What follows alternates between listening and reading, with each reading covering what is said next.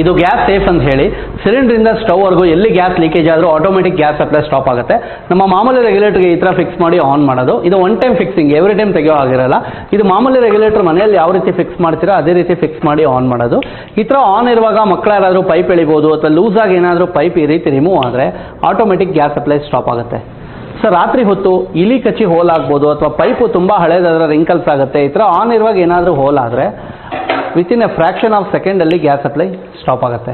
Suppose ಈ ಥರ on ಇರುತ್ತೆ, ಪೈಪಲ್ಲಿ ಕೆಲವೊಮ್ಮೆ ಸಣ್ಣ ಸಣ್ಣ ರಿಂಕಲ್ಸ್ ಇರುತ್ತೆ, ಬೈ ಚಾನ್ಸ್ ಏನಾದರೂ ಪೈಪ್ಗೆ ಫೈರ್ ಕ್ಯಾಚ್ ಆದರೂ ಇದರಲ್ಲಿ ಬೆಂಕಿ ಒಳಗಡೆ ಹೋಗಲ್ಲ, ಆಕ್ಸಿಡೆಂಟ್ಸ್ ಆಗಲ್ಲ. ಇದೇ ರೀತಿ ಬರ್ನ್ ಆಗಿ ಪೈಪು ಮೆಲ್ಟ್ ಆಗಿ ಕಟ್ ಆದಾಗ ಆಟೋಮೆಟಿಕ್ ಗ್ಯಾಸ್ ಸಪ್ಲೈ ಸ್ಟಾಪ್ ಆಗುತ್ತೆ. ಈ ಡಿವೈಸ್ಗೆ 3 years ಫ್ರೀ ರೀಪ್ಲೇಸ್ಮೆಂಟ್ ಗ್ಯಾರಂಟಿ ಇರುತ್ತೆ, 30 years ಪ್ರಾಡಕ್ಟ್ ಲೈಫ್ ಇರುತ್ತೆ, 25 lakhs ಇನ್ಶೂರೆನ್ಸ್ ಕವರೇಜ್ ಇರುತ್ತೆ. ಪ್ರತಿ ತಿಂಗಳು 8 ರಿಂದ 10 ದಿನ ಗ್ಯಾಸ್ ಎಕ್ಸ್ಟ್ರಾ ಬರುತ್ತೆ. ರಾತ್ರಿ ಹೊತ್ತು ಡೈಲಿ ರೆಗ್ಯುಲೇಟರ್ನ ಆನ್ ಆ್ಯಂಡ್ ಆಫ್ ಮಾಡುವಂಥ ಅವಶ್ಯಕತೆ ಇರಲ್ಲ, ಸ್ಟವಲ್ಲಿ ಮಾತ್ರ ಆನ್ ಆ್ಯಂಡ್ ಆಫ್ ಮಾಡಿದ್ರೆ ಸಾಕು. ಈ ಮೀಟರಲ್ಲಿ ಗ್ಯಾಸ್ ಎಷ್ಟಿದೆ, ಗ್ಯಾಸ್ ಖಾಲಿ ಆಗೋದು, ಗ್ಯಾಸ್ ಲೀಕೇಜ್ ಆಗೋದು ಎಲ್ಲ ಗೊತ್ತಾಗುತ್ತೆ. ಭಾರತ್ HP ಇಂಡಿಯನ್ 3 ಸಿಲಿಂಡರ್ಗಳಿಗೆ ಇದನ್ನು ಫಿಕ್ಸ್ ಮಾಡ್ಬೋದು.